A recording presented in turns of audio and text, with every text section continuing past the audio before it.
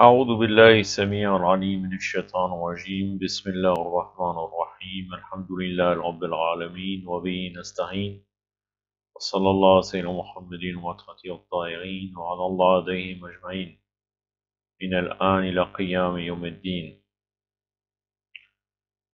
Nous sommes toujours dans le Kitab al-Hujja al-Kafi, le chapitre 23. Une vidéo que j'ai appelée parce que le titre des fois correspond pas tout à fait. La connaissance a été déposée dans les poitrines des imams, alayhi salam.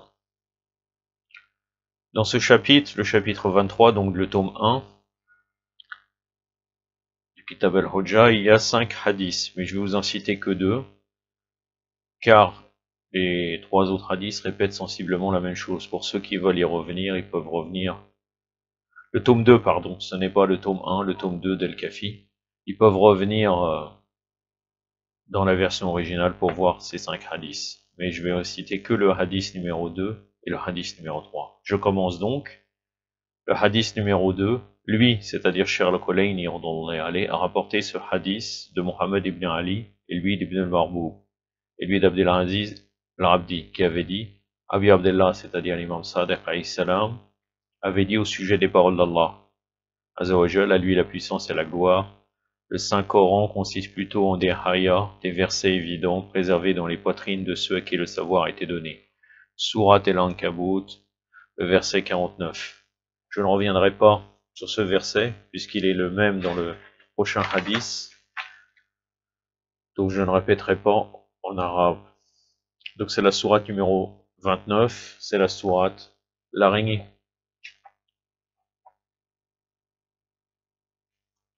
Le verset 49.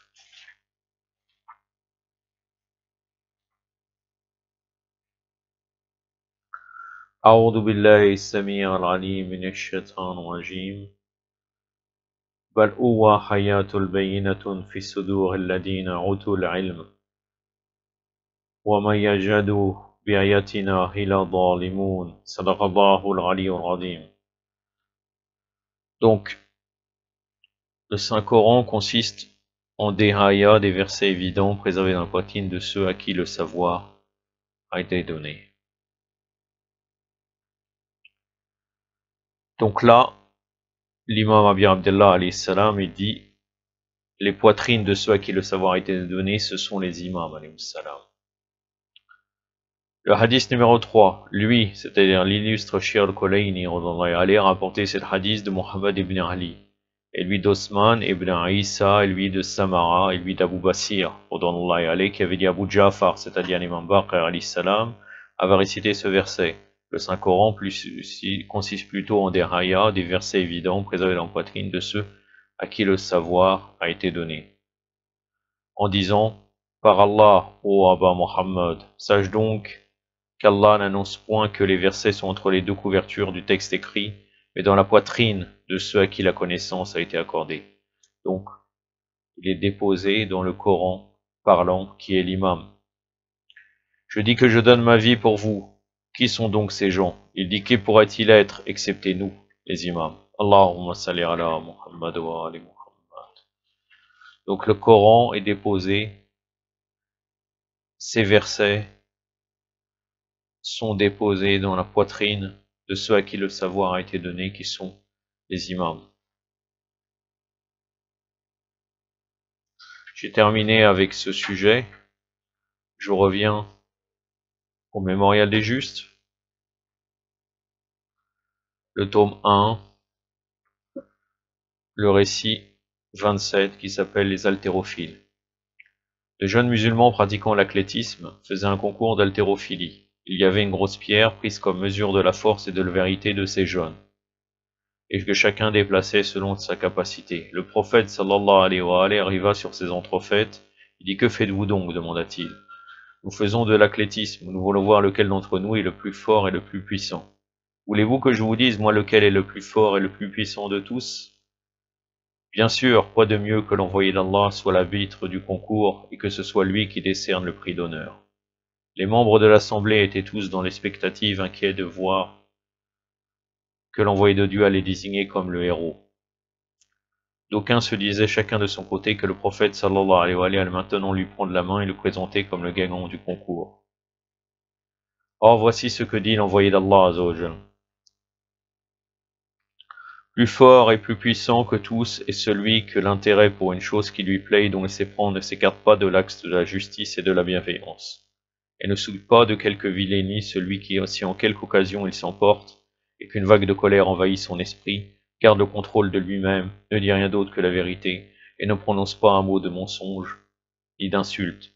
Celui enfin qui acquiert de la puissance et de l'influence, devant lequel sont écartés obstacles et entraves, et qui n'outrepasse pas néanmoins la mesure de ce à quoi il a droit. Voilà, le prophète sallallahu alayhi wa sallam. On s'attendait à ce qu'il donne un gagnant, mais en fin de compte, il a montré qu'il y a plus important que l'athlétisme, qui est la sagesse, et montrer qui est le plus fort réellement, avec les valeurs morales. Il y a un point important quand il dit quand il s'emporte et qu'une vague de colère envahit son esprit, garde le contrôle de lui-même, ne dit rien d'autre que la vérité, ne prononce pas un mot de mensonge ni d'insulte. Bien sûr là, c'est une colère vis-à-vis d'une personne croyante et de quelqu'un qui n'a pas subi une injustice. Car sinon, il y a des versets coraniques qui disent qu'Allah Azza wa Jalla nous permet, je ne l'ai pas là en tête tout de suite, mais à peu près, je pense là, Iqbal as-Sou, Sou al-Kalam, illa bid-dalam, quelque chose comme ça. Et Allah Azza wa Jalla n'accepte pas les mauvaises paroles seulement à qui a subi l'injustice. C'est-à-dire qu'il y a une autorisation spéciale pour celui qui a subi une injustice de dire des paroles qui ne seraient pas tout à fait correctes.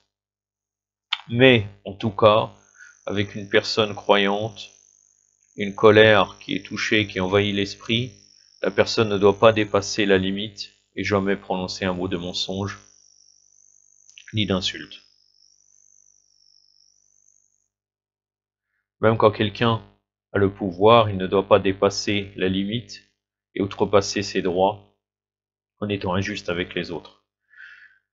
Voilà, toujours la sagesse extrême, on espère en demandant à Allah Azza wa Jal qu'on devient fort, car le prophète sallallahu alayhi wa sallam a dit, fort au niveau des valeurs morales, El-Mumin al-Qawi khair indallah el-Mumin al-Daif, c'est-à-dire le croyant fort aux yeux d'Allah est meilleur que le croyant faible.